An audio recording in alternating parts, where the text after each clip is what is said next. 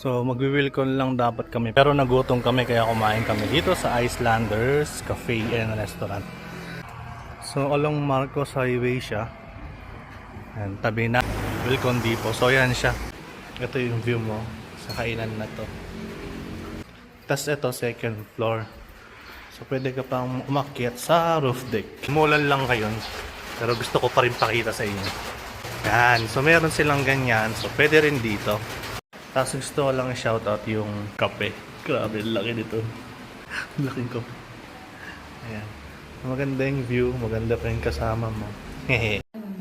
So ito yung order namin. Ito yung Icelander rice. May chicken, may egg, tas may gulay. 220 to. Tapos yan is bangus. Yan, 150. Pero ito ang pinaka gusto ko talaga. Ang laki ng kape. And then may libre pa siyang ito. Sumorder din siya ng honey lemon. Oh, di ba? Sarap, ang dami ng serving.